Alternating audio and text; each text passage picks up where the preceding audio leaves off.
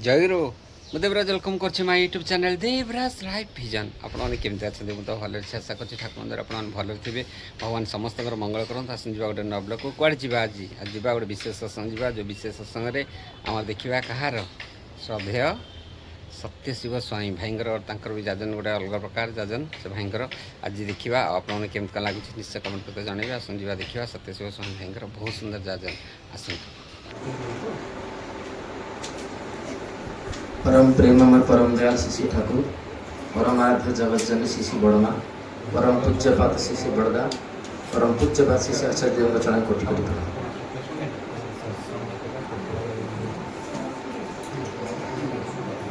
उपस्थित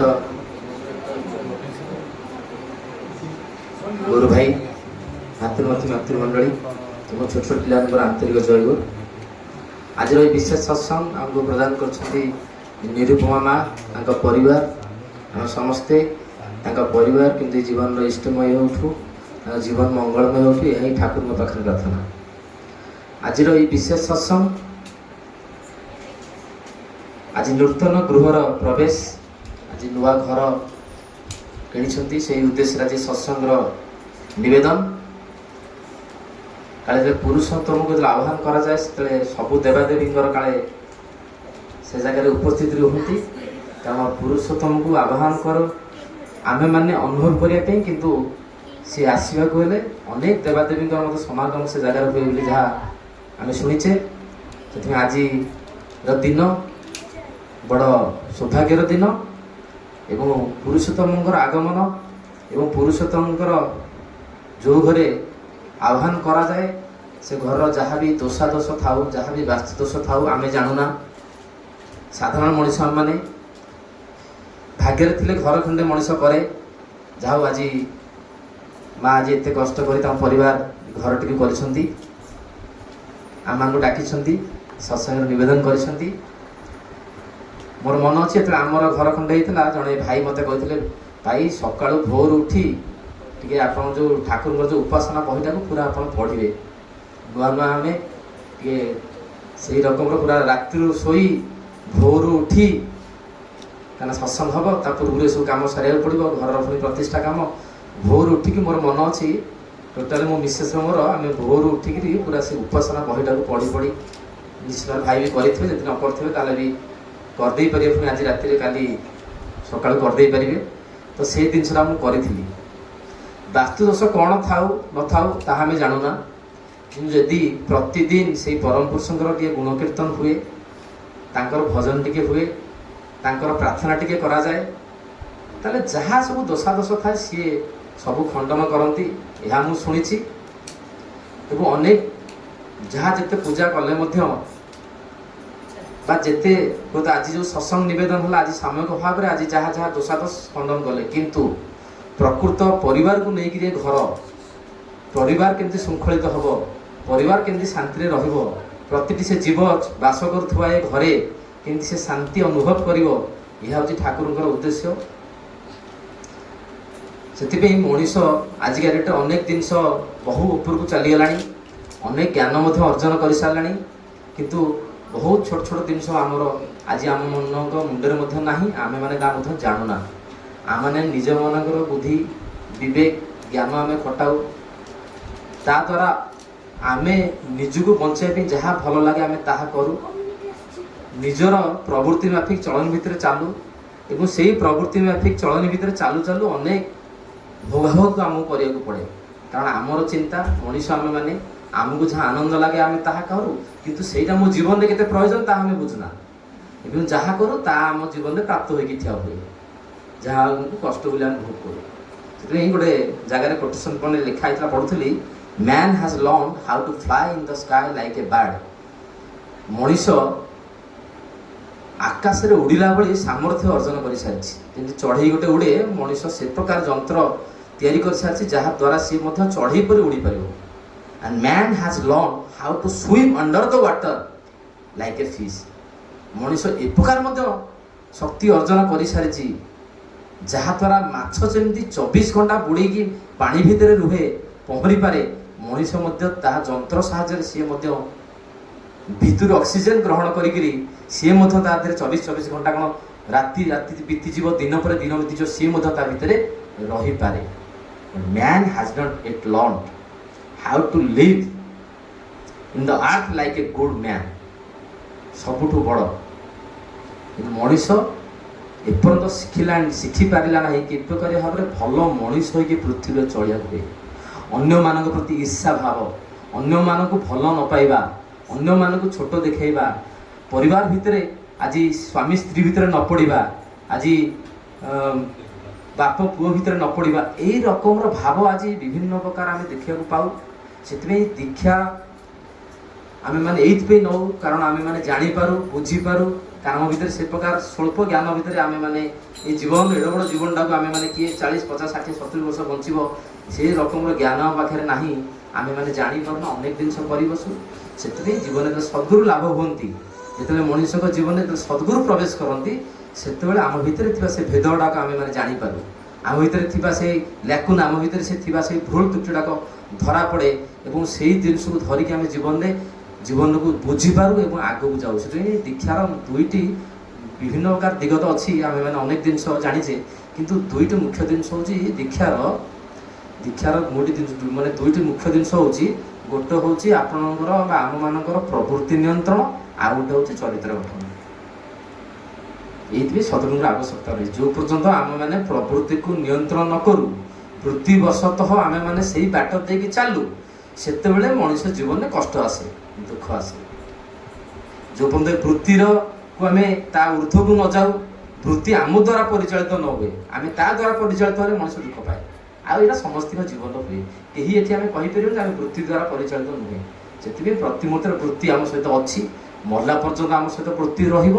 କିନ୍ତୁ ବୃତ୍ତିକି ବୁଝି ଜାଣି ଏବଂ ଆମ ଦ୍ୱାରା କିନ୍ତୁ ବୃତ୍ତି, ଯେମିତି ଚାକରକୁ ଆମେ ରଖିଲେ ମାନେ ଚାକର ଆମ ଦ୍ୱାରା ପରିଚାଳିତ ହେବା ଦରକାର।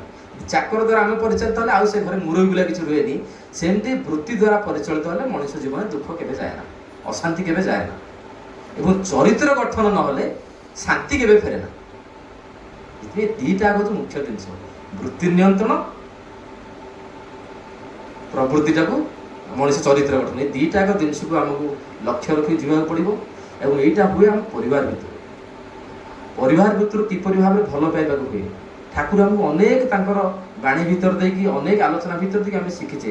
ବଡ଼ଦା କହୁଛନ୍ତି ଯେତେବେଳେ ମାନେ ଶିବଚନ୍ଦ୍ର ଚକ୍ରବର୍ତ୍ତୀ ଯିଏ ଠାକୁରଙ୍କର ବାପା ଯେତେବେଳେ ଛାଡ଼ିକି ଚାଲିଗଲେ ମାତା ମନମୋହିନୀ ଦେବୀ, ସେ ଆସିକି ଠାକୁରଙ୍କୁ କହିଲେ, ଆରେ ଅନୁକୂଳ, ବାବା ତ ଛାଡ଼ିକି ଚାଲିଗଲେ, ମୁଁ ଭାବୁଛି ବର୍ତ୍ତମାନ ଚିନ୍ତା କରିଛି ଯେତିକି ଜମି ଜମା ରହିଲା ମୁଁ ତୁମ 3 ଭାଇଙ୍କ ଭିତରେ ବାଣ୍ଟିଦେବି। ଠାକୁର କହିଲେ ଖୁବ୍ ଭଲ କଥା, ମା ତୁ ଯାହା ଚିନ୍ତା କରୁଛୁ ସେଇଆ କର। ନା ତଥାପି ବଡ଼ ପୁଅ ହିସାବରେ ମୁଁ ଟିକେ ତୋଠୁ ଚାହୁଁଛି କ'ଣ କେମିତି କଲେ ଭଲ ହେବ, କ'ଣ କେମିତି ବାଣ୍ଟିଲେ ଭଲ ହେବ। ସେ କହିଲେ ମା ତୁ ମୋ କଥା ମାନିବୁ ନା? ହଁ। ନା ଗୋଟେ କାମ କର, ଯେତିକି ଜମି ଜମା ଅଛି ସବୁ 2 ଭାଇଙ୍କ ଭିତରେ ବାଣ୍ଟିଦେ, ମୋର ଦରକାର ନାହିଁ। ମା ଆଶ୍ଚର୍ଯ୍ୟ ହେଲେ, କହିଲେ ତୁ କି କଥା କହୁଛୁ? ବଡ଼ ପୁଅ ହିସାବରେ ଆସିଲେ ତୋଠୁ ବୁଝିବି କେମିତି କ'ଣ ହେଇଛି, ତୁ ଏଇ ପ୍ରକାର କଥା କହୁଛୁ, ଆଉ ତୋର ପୁଣି କ'ଣ ଦରକାର?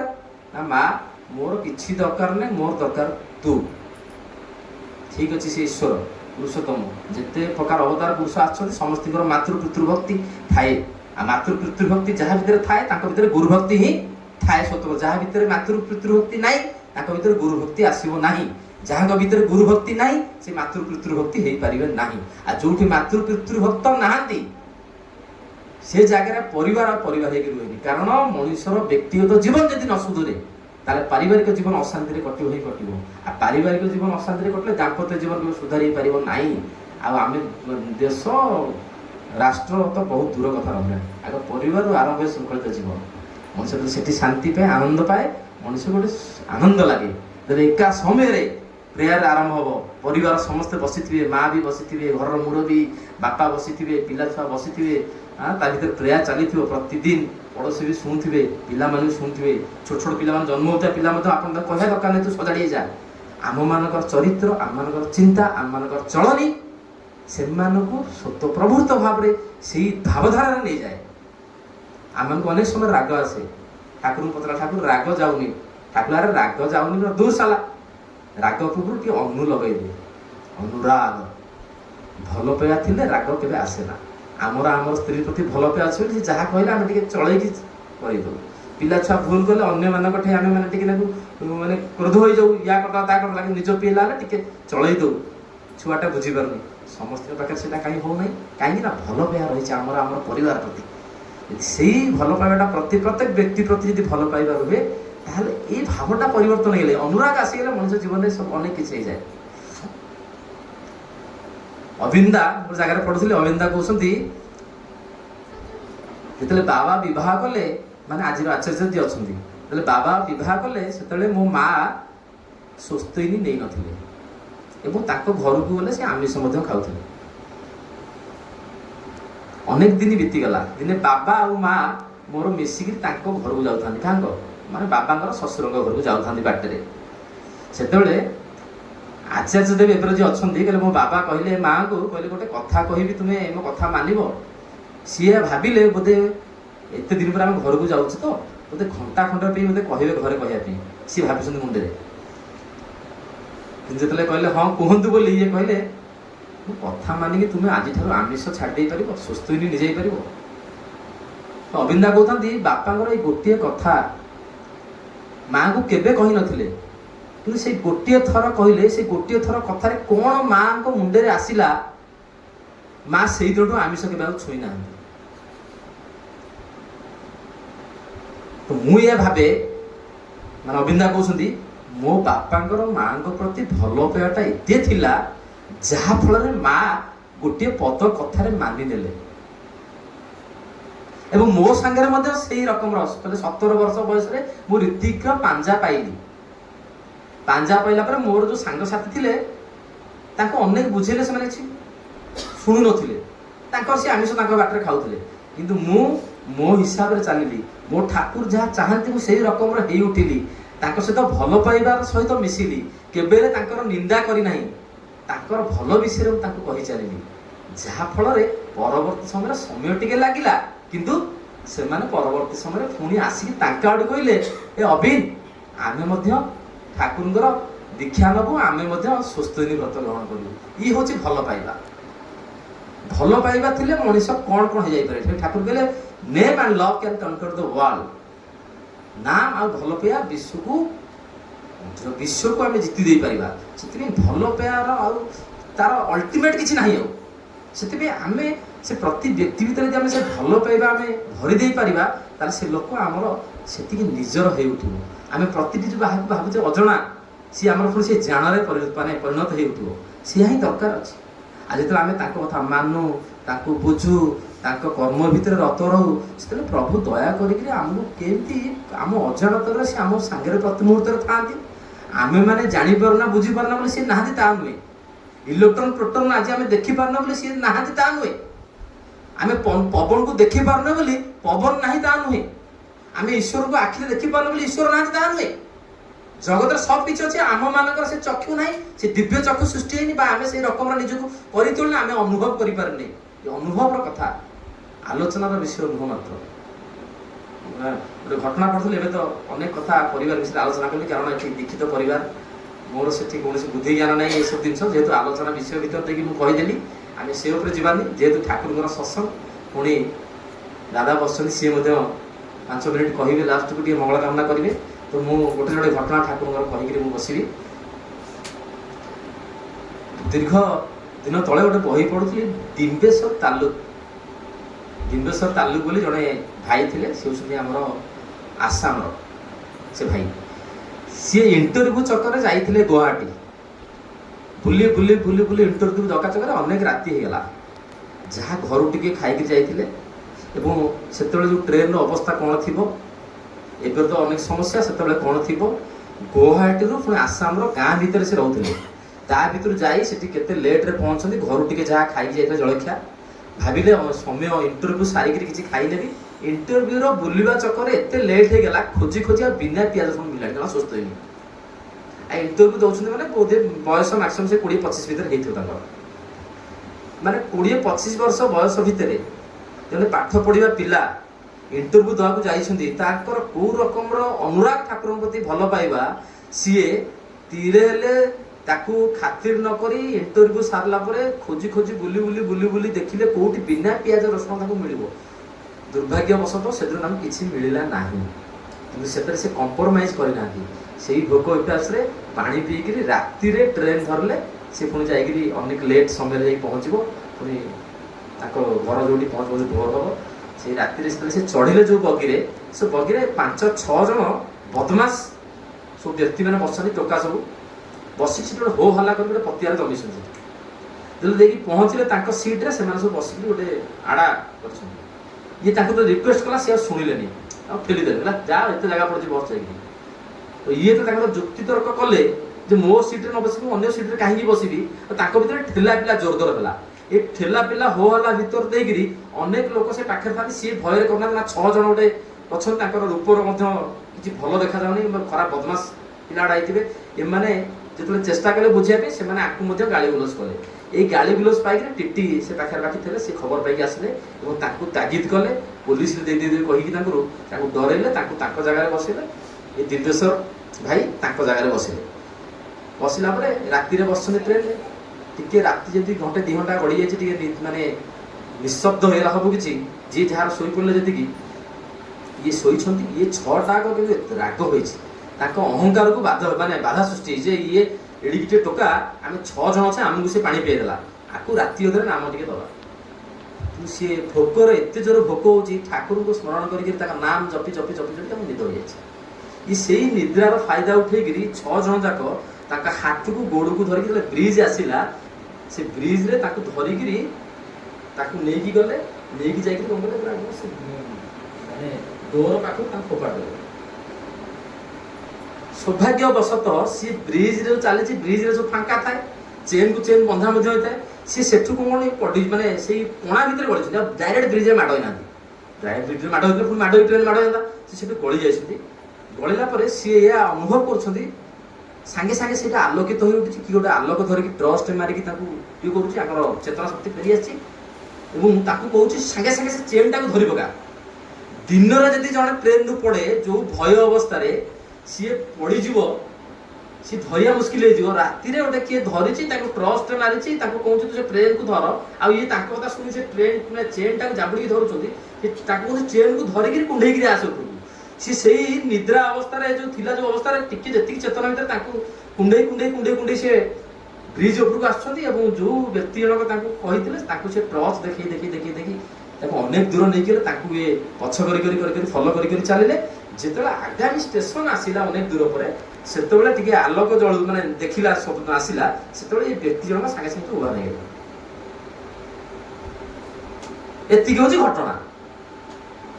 ମୁଁ ଭାବିଲି କଣ ଘଟଣା ଏମିତି ତ ଏମିତି ହୁଏ, ମଣିଷ ମନ ଉପଲବ୍ଧି ନଥିଲେ ବୁଝି ହୁଏ ନା। ଏ କଥା କହିଲେ ଲୋକମାନଙ୍କ ଏପଟେ ପଶି ସେପଟେ ବାହାରିବ। ଠାକୁରଙ୍କ ଜଗତରେ ଏ ପ୍ରକାର ଜିନିଷ ହୁଏ, ମଣିଷ ବୁଝିପାରନ୍ତିନି। କାରଣ ଠାକୁର ଗୋଟିଏ ଏକମାତ୍ର ଯିଏ ଯୁଗ ପୁରୁଷୋତ୍ତମ, ଯିଏ ବିଭିନ୍ନ ପ୍ରକାର ଅଲୌକିକକୁ ବାଦ ଦେଇକି କର୍ମ ଦିଗ ଉପରେ ଗୁରୁତ୍ୱ ଦେବେ। ସେଥିପାଇଁ ଏସବୁ ଜିନିଷ ଶୁଣିଲେ ଟିକେ ବୁଝା ପଡ଼େ ନା। କିନ୍ତୁ ସିଏ ଏପର୍ଯ୍ୟନ୍ତ ଯାହା ଦେଖୁଥିଲେ, ସିଏ ଭାବୁଥିଲା ଚେତନ ଅବସ୍ଥାରେ ବୋଲି, କିନ୍ତୁ ଯେତେବେଳେ ତାଙ୍କର ଚେତନା ଫେରିଲା ସତକୁ ସତ, ସେତେବେଳେ ତାଙ୍କୁ ଟିଟି, ସେ ପାଖାପାଖି ଟିଟି ଆଉ ସେ ପାଖରେ ଷ୍ଟେସନ ମାଷ୍ଟର ଯେତେ ଯାହା ଥିଲେ, ସେମାନେ ଘେରିକି ଅଛନ୍ତି। ତାମାନେ ସେ ଏପର୍ଯ୍ୟନ୍ତ ଯାହା ଦେଖୁଥିଲେ, ସିଏ ତାଙ୍କର ଅଚେତନ ଅବସ୍ଥାରେ, ସିଏ କିନ୍ତୁ ଭାବୁଛନ୍ତି ମୁଁ ଚେତନ ଅଛି ବୋଲି। ତାଙ୍କୁ ଛିଞ୍ଚିକି ଉତ୍ତର ଦେଖିଲେ ଯେ ଅନେକ ମାନେ ସେ ଏପର୍ଯ୍ୟନ୍ତ ଯାହା ଦେଖୁଛନ୍ତି, ତାପରେ ଦେଖୁଛନ୍ତି ମୁଁ ତ ଏହା ଦେଖୁଥିଲି, ମୋତେ ଜଣେ ଦେଖିକି ଆସିଲେ, ସିଏ କୁଆଡ଼େ ଉଭା ନେଇଗଲେ, ଏବେ ପୁଣି କଣ ମୂର୍ଚ୍ଛା ପଡ଼ିଥିଲି, ମୋତେ ଛିଞ୍ଚିକି ମାନେ ଅଛନ୍ତି। ତାମାନେ ସିଏ ତାଙ୍କର ଅଚେତନ ଅବସ୍ଥାରେ ଏତେ ସବୁ ଘଟଣା ଘଟି ଯାଇଛି। ତାହେଲେ କିଏ ସେ ବ୍ୟକ୍ତି ତାଙ୍କୁ ରକ୍ଷା କଲା? କିଏ ସେ ବ୍ୟକ୍ତି ତାଙ୍କୁ ଏ ଜାଗାରେ ଆଣିକି ପହଞ୍ଚେଇଲା? ସିଏ ଯାହା ଦେଖୁଛନ୍ତି, ମୁଁ ତାଙ୍କୁ ଦେଖି ଚଢିଲି, ସିଏ କାରଣ ସେ ତ ଅଚେତନ ଅବସ୍ଥାରେ ପଡ଼ିଥିଲେ, ଏବେ ତ ସେ ଚାଲିଲା, ଚଢିଲେ କେମିତି? ଏ ସମସ୍ତ ଜିନିଷ ତାଙ୍କ ମୁଣ୍ଡ ଭିତରେ ଅଛି, କିନ୍ତୁ ସିଏ ଏହା ବୁଝୁଛନ୍ତି ଯେ ମୁଁ ଏସବୁ କିଛି କରିନାହିଁ, ଯାହା କରିବା କଥା ମୋ ଦୟାଲ ମୋତେ କରିନେଇଛନ୍ତି।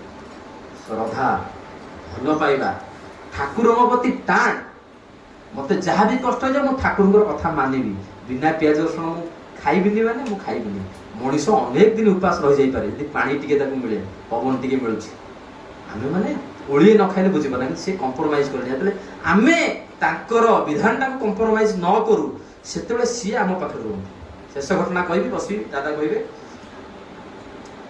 ଯେତେବେଳେ ପାବନାରେ ଉତ୍ସବ ହୁଏ ଭାଦ୍ରବ ମାସରେ, ସେତେବେଳେ ପାବନା ବହୁତ ଛୋଟ ଆକାରରେ ଗଢ଼ି ଉଠୁଥିଲା। ସେତେବେଳେ ଦାୟିତ୍ୱ ନେଇଥିଲେ, ଯେତେବେଳେ ବର୍ଷକୁ ଥରେ ଉତ୍ସବ ହୁଏ, ସେତେବେଳେ ଆମ ସତୀଶ ଚନ୍ଦ୍ର ଜୋରଦାର ଦା ସିଏ ନେଇଥିଲେ ଦାୟିତ୍ୱ। କୁଷ୍ଟିଆରୁ ଗୋଟେ ଡଙ୍ଗା ହବ, ଡଙ୍ଗାରେ ଅନେକ ଲୋକ, ଗୋଟେ ବିରାଟ ବଡ଼ ଡଙ୍ଗା, ତା ଦେହରେ ଅନେକ ଲୋକ ଆସିକି କେମିତି ସନ୍ଧ୍ୟା ପୂର୍ବରୁ ଆଶ୍ରମ ଯିବେ।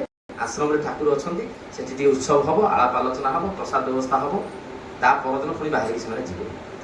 ଆଉ ସବୁଠୁ ବଡ଼ ଜିନିଷ ହେଲା ଆପଣଙ୍କର କୁଷ୍ଟିଆରୁ ଯେତେବେଳେ ଆପଣଙ୍କର ଆସିକି ପହଞ୍ଚିବେ ଆପଣଙ୍କର ହିମାୟତପୁର, ତା ଭିତରେ ଯୋଡ଼ାଏ ନଦୀର ସମାଗମ।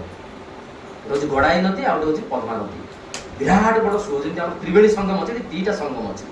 ଆଉ ସେ ସଙ୍ଗମ ଯୋଉ ଜାଗାରେ ହେଇଛି, ସେ ଜାଗାରେ ଏତେ ପାଣିର ଭଉଁରୀ ସୃଷ୍ଟି ହୁଏ, ଯଦି ଦିନ ଥାଉ ଥାଉ ଆପଣ ମାନେ ଡଙ୍ଗାରେ ନ ଆସିବେ ତାହେଲେ ଆପଣ କାତ ଆଉ ପାଇବେନି, ଜାଣିପାରିବେନି ରୁଟ୍ଟା।